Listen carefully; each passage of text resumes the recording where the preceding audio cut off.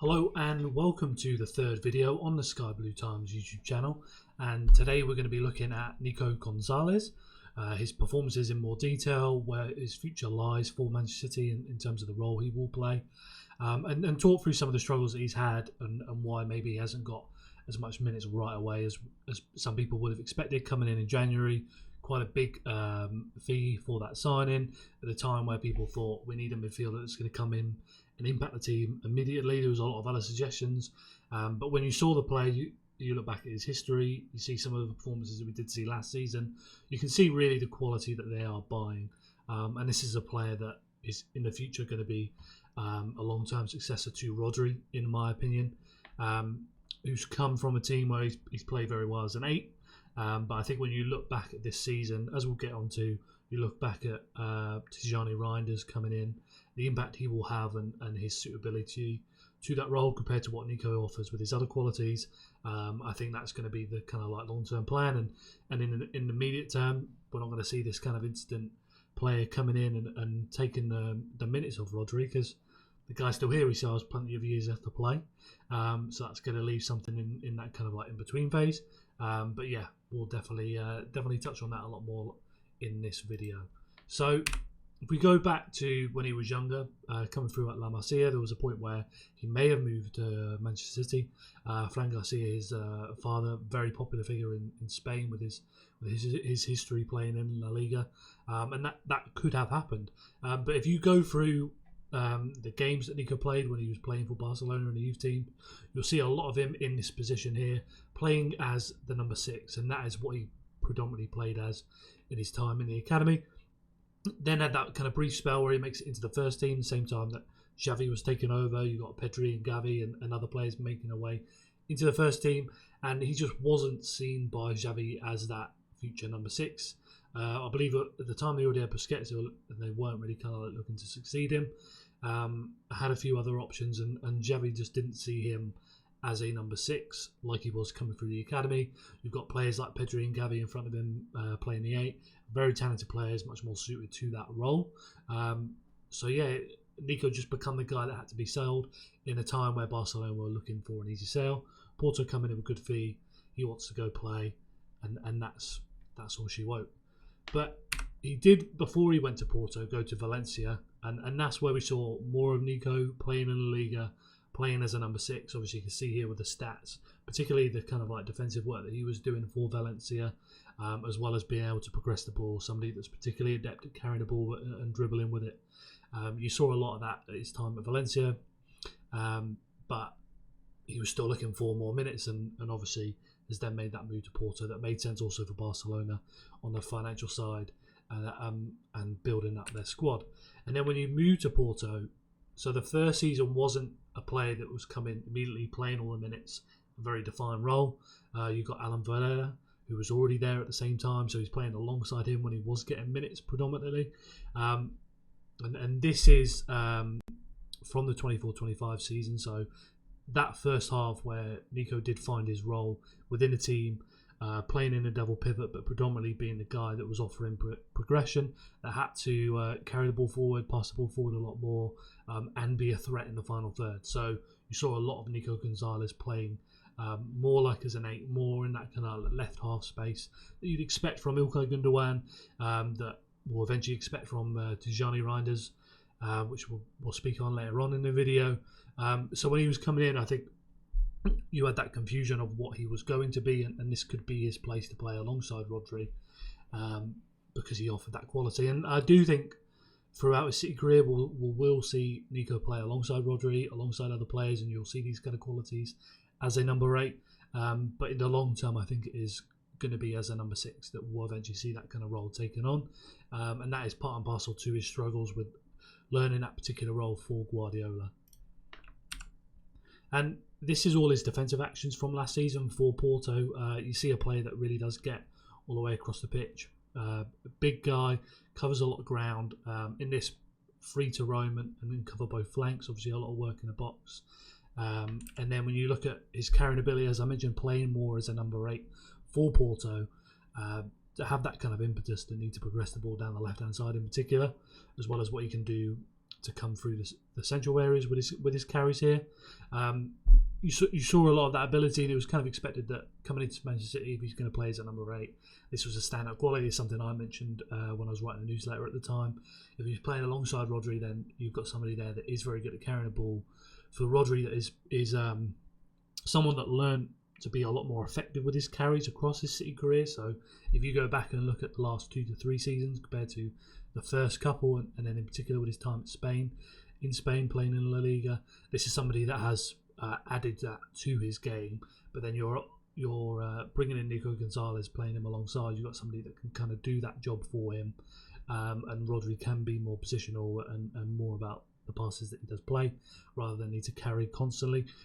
We saw a little bit of that with Mateo Kovacic in the season before last. When he was playing alongside Rodri, you bring in that strength of somebody that can bust through a gap, make these short bursts carrying the ball, and that was really effective next to Rodri. And this is probably the performance I would say is the standout one for Nico Gonzalez, playing as the number 6 for Manchester City. Although it was a game where you saw 3 midfielders deep, so it wasn't necessarily seeing him just by himself leading it, which we'll get onto with the game we saw in the Club World Cup. But this is definitely the kind of stand-up performance. Obviously, a lot of these defensive actions over on this side, as well as the progression. You saw a couple of really nice passes into Phil Foden, long passes over the top, balls out wide to the wingers on either side. Lots to really like about Nico Gonzalez's performance in that match, and I think that was such a promising one that people were feeling like he's going to be in the team week in, week out. But that has not necessarily panned out as we saw across that season, and not a lot of teams are going to play like Newcastle played in that game. In particular, with the way Newcastle have been that season, a team that is so good at possession, at pressing you, and wants to be so aggressive and doesn't want to sit back. That's not going to be the game you're going to play against week in, week out in the Premier League. And we saw it against the match with Nottingham Forest that he was playing with Nunes and Virgin alongside him. And you had a player that wasn't as comfortable being just a guy at the top, needing to break down that low block under a lot of pressure to shift the ball. And we did see him struggle in that match. And then they bring on Rico Lewis, they bring on Mateo Kovacic as they try and break through that low block. If you go back through the performances, I think that there's a lot more details that you then do start to kind of see with Nico Gonzalez in that role. It's a lot of responsibility. Obviously, you are the guy that is kind of taking control of the build-up, taking control of the way that the team progresses. It's, like I said, a lot of responsibility. You are the guy in a driver's seat. So it's not easy to just immediately from day one be in a driver's seat of Manchester City. It's a lot for him to handle. So if we go over to the first match that he played in the Club World Cup, you see here the 3-1, and then I kind of categorise it as the 3-1-6 that we saw from last season. Because you have Gundogan and Bernardo were really free to move in and around these half spaces, link up with the fullbacks on either side, and then get in and around the space around Erling Haaland. Gundogan would drop when need be, Bernardo will pull out wide when need be, but predominantly you're looking to use these 4 here to progress the ball, and for Nico, you are that main guy that's going to be under a lot of pressure from the opposition. You do have to be careful where you are positioned, how well you open up your body, particularly when you've got somebody like Kusanov that's new in the team as well. So it was a lot for him to handle, and I think that first 15 minutes, Guardiola mentioned as well that the build-up, the kind of process that they were making wasn't as smooth. The way they progressed the ball wasn't as quick as it could have been. And that did, in my opinion, across that first half improve quite a bit. But as I mentioned at the start of the video, this is a lot of pressure to put him under right away to take that lead. And I think we saw an improvement from what we've seen earlier in the season, especially playing by himself rather than needing somebody to play alongside him. In that midfield, everybody else is in front. And even in that performance that people may be doubtful of how good it is, I've seen mixed reactions online. Like, this is the guy who completed the most progressive passes in that match. He was 3rd for progressive carries. He had the 4th most entries into the final third with his passes and carries, behind only Kusanov, Gvardiol and Akanji. Third most passes into the half spaces, behind only News and Kusanov. So for a guy that came on and only played 60 minutes, he definitely did make an impact with the way he was moving the ball, particularly with his passes playing the ball forward. And as you can see here, this in particular is the area where we're seeing Nico progress the ball, and then you're starting to move it out wide to your fullbacks to be able to progress it even further. That kind of link up when you're thinking about Echeverri, Gundogan moving out on his left side, Bernardo out on his right hand side as well, with Mateus Nunes. But Nico definitely did his job with moving the ball and progressing it in these central zones. Not particularly a lot of defensive actions, and I think we saw across that half there really wasn't that much to do, but a lot of the problems that City did have was because they were just not able to move the ball well enough and invite a lot of pressure. You think about passes back to Kusanov, and he's closing his body, turning away, facing the keeper, and that's so easy for the opposition player to know I can jump and apply pressure and force City back. And there are mistakes that Nico made himself that we'll definitely get onto a bit later, that had him struggling. But this was him very much playing as that lone six role in the team, and good first step. It's a big jump to kind of fill those shoes of Rodri, as we saw with Rodri coming on, how rusty he is, even though he's been back for quite a bit of time now in training, had odd bits of minutes, he's still working his way up. This is a guy that's more kind of willing to go into challenges. You can see all the intent behind Rodri's passes, but they're not weighted as well as they could be, and you can see the kind of time it takes him. But the other side of that, you see somebody positionally look so comfortable in the team where he needs to be, in comparison to Nico, who is kind of learning that job, and that will take time for him. And this is a mistake I was kind of alluding to that leads to a turnover, so you don't concede from this. But I think this kind of shows you exactly some of the issues that Nico does have.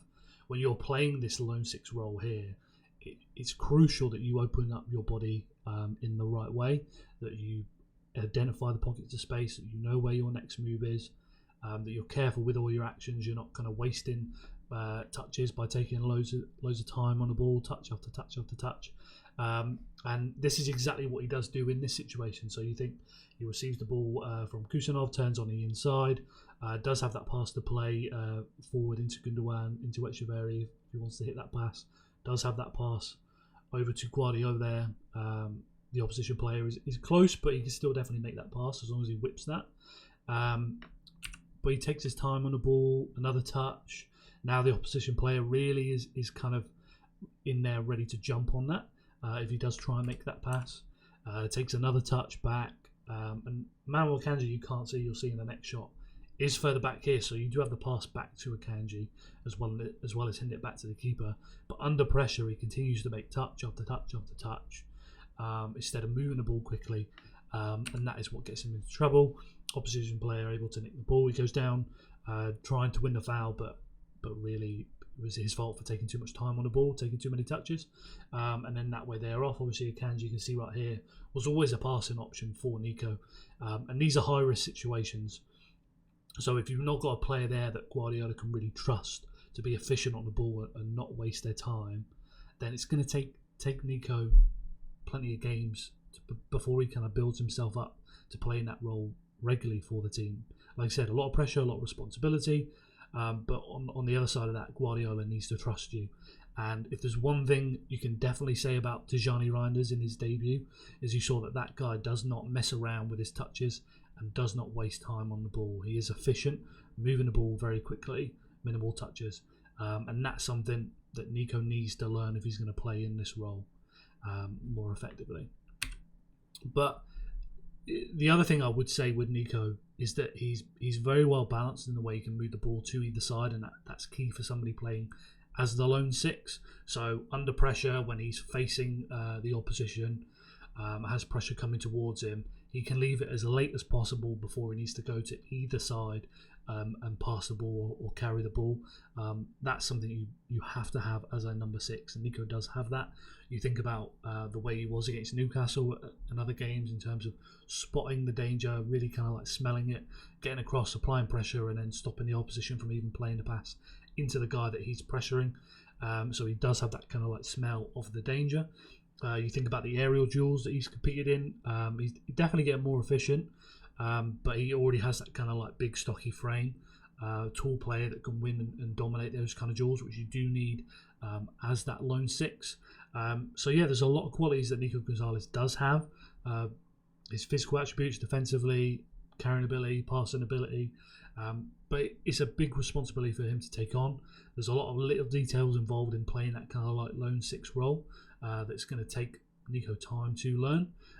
But for me, I think you've just got to give him time. So you think about Rodri's not going to be coming immediately back to playing every 3 days, playing a game. So when it gets to that kind of heavy point of the schedule, really you want to have Nico Gonzalez able to play either the Champions League or the Premier League game. Rodri then can play the opposite of that, and you're picking Rodri for the game that you want to play. You definitely need him for, and you're kind of like managing those minutes up to December very, very well.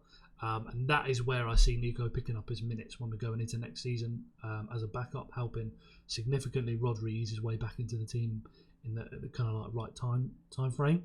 And then also in and around that, he's more than capable of playing alongside Rodri. He's more than capable of playing as that number 8. So there's definitely ways for him to pick up minutes in that. Tijani Ryan's going to play a lot, but he's not going to be able to play every single game. So yeah, there's definitely plenty of minutes on there for Nico Gonzalez to pick up. He's not somebody like Bernardo Silva that's going to be tight and technical in around the pockets along the edge of the box.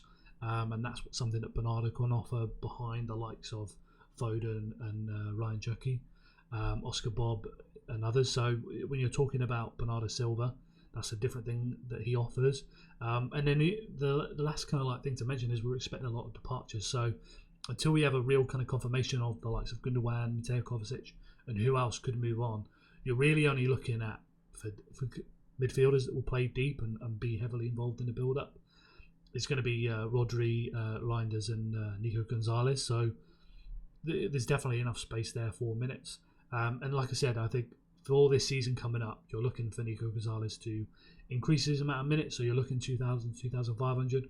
You're looking for him to improve when he's playing as that lone 6 role. Gain more confidence, take on more responsibility, be more efficient with his touches, and be more decisive in those kind of like defensive actions. And I think over time you will see that. And then long term, this is somebody that is more than capable and has the quality to succeed Rodri. Whether he takes to the same level, that's another question, because Rodri has been incredible. But he can definitely be a long-term kind of succession for us in that role. And I'm really excited to see where that goes. So let me know your thoughts down below on what you thought about Nico Gonzalez in that game, where you see his future at Manchester City, and what kind of like role he has played and is going to play in the future. To me, that quality really is undeniable. And we're going to be back with plenty more content across this week. So if you give the video a like, subscribe so you don't miss the next video, and we'll see you with more content this week.